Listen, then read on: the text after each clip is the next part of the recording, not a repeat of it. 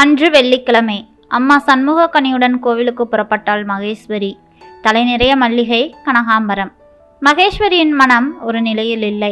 முன்பு கல்லூரியை விட்டு வரும்பொழுதெல்லாம் தங்கமுத்து சீண்டியது நினைவுக்கு வந்தது. ஏன் தான் அழகாக பிறந்தோமோ என்று தன் மீதே வெறுப்பு ஏற்பட்டது. தலையை குனிந்தவாறு அம்மாவோடு நடந்து சென்ற மகேஸ்வரிக்கு மதில் சுவரில் சாய்ந்தபடி தங்கமுத்து இருப்பது நன்றாக தெரிந்தது. சாதாரண ஆளில்லை தங்கமுத்து. தாத்தா சம்பாதித்த சொத்தே அவர்களின் 3 தலைமுறைகளுக்கு போதும். இதில் தந்தை சம்பாதித்த சொத்து வேறு, பல தலைமுறைகளுக்கு உட்கார்ந்தே சாப்பிடலாம் போல. சரியாக படிப்பு ஏறாமல் ஊரை சுற்றி சுற்றி வந்தான் தங்கமுத்து. அவன் நினைத்தால் எத்தனை பெண்களை வேண்டுமானாலும் தன் வலையில் சிக்க வைக்கலாம். ஆனால் தங்கமுத்துவின் பார்வை நம்மீது படாதா என உள்ளூர் பெண்கள் பலர் ஏங்கி தவிப்பதும் உண்டு. தங்கமுத்துவுக்கோ மகேஸ்வரியின் அழகு கண்ணை உறுத்தியது. மகேஸ்வரியின் அழகில் அவளை அடைய வேண்டும் என நினைத்தான். ஆனால் மகேஸ்வரியை தங்கமுத்து நோட்டம் விடுவதை பார்த்து ஒதுங்கிக் கொண்டன மற்ற இளவட்டங்கள் எல்லாம். காரணம், தங்கமுத்துவிடம் எந்தவித கட்டப்பழக்கமும் கிடையாது. ஆனால் தங்கமுத்துவின் சொல்லுக்கு அடிப்பணியும் கூட்டம் அவனிடம் இருந்தது. அந்த அடியாள் கூட்டத்தை பார்த்து மற்றவர்கள் எல்லாம் மிரண்டனர். மகேஸ்வரியின் அழகில் கதிகலங்கி மெய்மறந்து நின்றான் தங்கமுத்து. அவளை எப்படியாவது தன் வலையில் வீழ்த்திவிட வேண்டும் என துடியாய் துடித்தான். மகேஸ்வரியோ பாராமுகமாய் சென்று விடுவாள். தங்கமுத்துவும் கோவிலுக்குள் சென்று சாமி தரிசனம் எல்லாம் செய்தான். பூஜை முடிந்து பிரசாதம் வாங்கும்போது மகேஸ்வரியின் அம்மா சண்முகக்கனி அருகில் இருப்பதை பற்றி கவலைப்படாமல் அவளை விழுங்குவது போலவே பார்த்து கொண்டிருந்தான் தங்கமுத்து. மகேஸ்வரிக்கு சங்கடமாகத்தான் இருந்தது. மகேஸ்வரியின் அம்மாவோ நடுக்கத்தில் ஏதும் பேச முடியாமல் தவிர்த்தார். பூஜை முடிந்து வெளியே வந்த பின் மகேஸ்வரியும் அவள் அம்மாவும் விறுவிறுவென வீட்டை நோக்கி நடந்து விட்டனர். தங்கமுத்துவை கண்டதும், கிளி உனக்கு கிடைக்குமா, இல்லை இலவுகாத்த கிளி கதைதானா என கிண்டலாக கேட்டான் நண்பர்களில் ஒருவன். கிளி என்னிடம் அகப்படும், என் சொல் பேச்சு கேட்கும், வேறு எங்கும் அதை பறக்க விட மாட்டேன் என்றான் தங்கமுத்து. தங்கமுத்து, உன்கிட்ட கோடிக்கணக்கில் பணம் எல்லாம் இருக்கு. எத்தனையோ இளம்பெண்கள் உன் கடைக்கண் பார்வை கூட தம்மீது படாதா என ஏங்கிக் கொண்டிருக்கின்றனர். ஆனால் மகேஸ்வரியையே நீ சுத்தி சுத்தி வரியே என்றான் இன்னொரு நண்பன். மகேஸ்வரி மீது எனக்கு ஆசை இருக்குது, ஆனா அவ மனசுல என்ன இருக்குதுன்னு தான் எனக்கு தெரியல. மகேஸ்வரியைத்தான் நான் திருமணம் செய்வேன். இல்லாவிட்டால் திருமணம் செய்யாமல் காலம் புறாவும் சன்னியாசி வாழ்க்கைதான் என்றான் தங்கமுத்து. உங்க அம்மா அப்பா இதுக்கு விடுவாங்களா? ஒரே மகன், ஏகப்பட்ட சொத்து வசதி எல்லாம் இருக்கு. அதை ஆள பேரனோ பேத்தியோ வேண்டும் என நினைக்க மாட்டார்களா? மகேஸ்வரியை காதலிச்சு கல்யாணம் பண்ணுவதில் ஒரு சுகம் இருக்கு. ஒரு இடத்திலேயும் அவளை தனியா பார்க்க முடியலையே. கோயிலுக்கு வந்தா அவ அம்மா கூட வரா. காலேஜுக்கு போகும்போது அவ தோழிகளோடு போறா.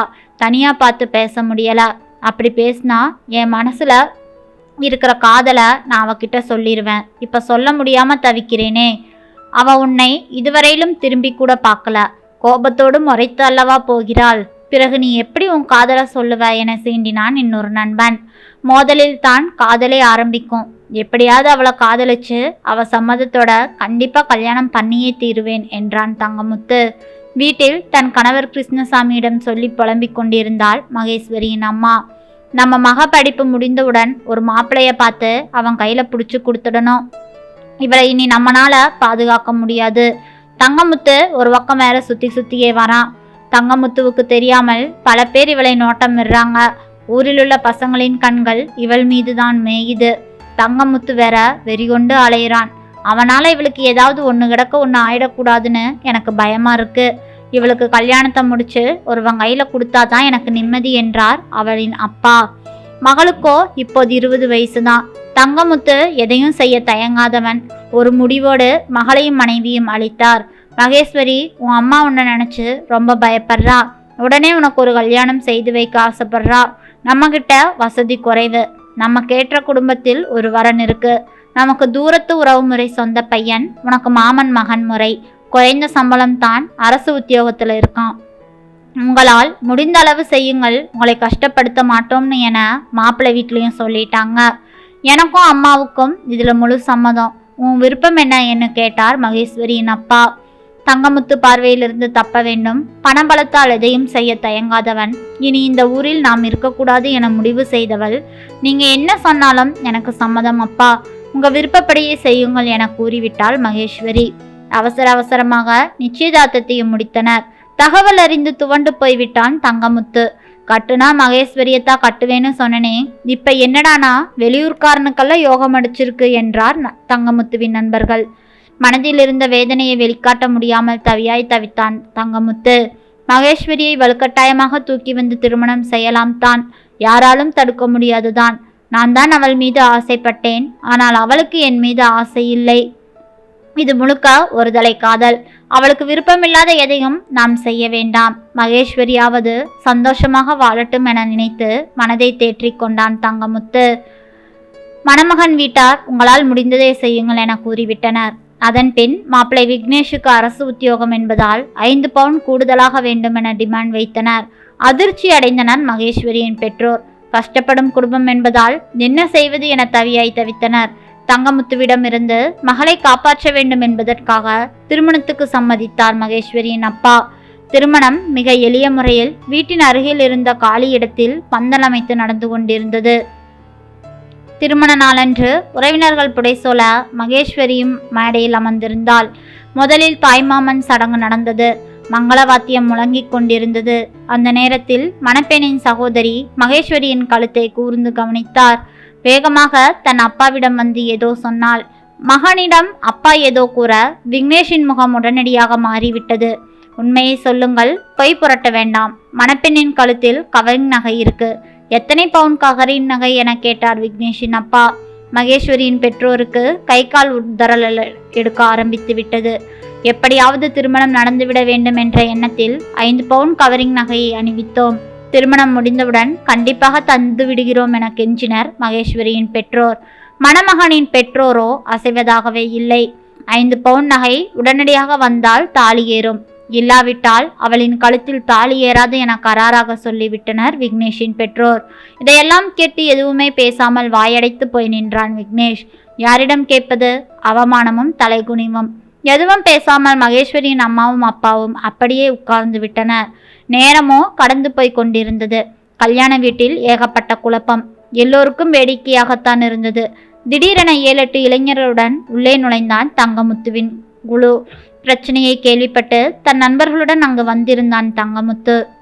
அவனை பார்த்து அங்கிருந்த அனைவரும் பயந்தனர். அவன் அனைவரின் முன்னிலையிலும் 5 பவுன் நகைக்காக மகேஸ்வரியின் திருமணம் தடைபடக்கூடாது. நகைக்கு நான் பொறுப்பு. நகை வாங்க டவுனுக்கு ஆள் போயிருக்கு. இப்ப நகை வந்துவிடும். நம்மூர் பெண்ணுக்கு ஒரு அவமானம் என்றால் அது நமக்கெல்லாம் தான். நம் வீட்டிலும் யாராவது ஒருவருக்கு இப்படி நடந்தால் நாம் சும்மா இருப்போமா?